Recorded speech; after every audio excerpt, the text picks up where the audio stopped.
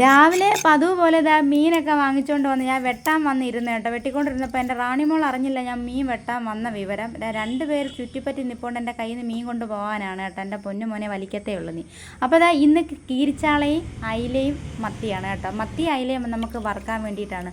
മത്തി കണ്ടോ ചാടിപ്പോകുന്നത്, പിടയ്ക്കുന്ന മത്തിയാണ് കേട്ടോ. അപ്പോൾ അയിലയും മത്തി നമുക്കിന്ന് ഫ്രൈ ചെയ്യാൻ വേണ്ടിയിട്ടാണ് കേട്ടോ. ഇന്ന് തോരൻ വെക്കാൻ ഒന്നുമില്ല. പയ്യത്ത് 2 കൂമ്പ് ഞാൻ ഇന്നലെ നോക്കി വെച്ചിട്ടുണ്ട്. കൂമ്പ് ഒടിക്കാൻ പോയപ്പോൾ ഞാനും കൂമ്പും കൂടെ ഒരു യുദ്ധമൊക്കെ കഴിഞ്ഞ്, പക്ഷേ ഒടിക്കാൻ പറ്റുന്നില്ല കേട്ടോ. എൻ്റെ കയ്യിലിരിക്കുന്ന തോട്ടിയുടെ ലിങ്ക് ആരും ചോദിക്കരുത്, ഞാൻ തരൂല. പിന്നെ അകത്ത് പോയി ഒരു സ്റ്റൂൾ എടുത്തുകൊണ്ട് വന്ന് അതിൻ്റെ മണ്ടേ കയറി നിന്ന് ഞാൻ ഒടിച്ച്. കൂമ്പ് വിചാരിച്ച് ഞാനിവിടെ അങ്ങ് നിർത്തിയിട്ട് അങ്ങ് പോകുമെന്ന്. ഇതല്ല, ഇതിനപ്പുറം ചാടി കടന്നവളാണ് ഈ രഞ്ജു കേട്ടോ. എന്നോട് വേണ്ട മോനെ നിൻ്റെ കളി. അപ്പോഴത്തേക്ക് ഏകദേശം ഒരു 12 മണിയൊക്കെ ആയിട്ടുണ്ട് കേട്ടോ. 12 മണി ആയതുകൊണ്ടാണ് ഞാൻ ഈ സ്പീഡിലിരുന്ന് കുനുകുനാന്ന് ഞാൻ അരിഞ്ഞുകൊണ്ടിരിക്കുന്നത് കേട്ടോ. ஆனால் ഒരുപാട് സമയമായി. ബാക്കി കറികളെല്ലാം നമുക്ക് റെഡിയായി കേട്ടോ.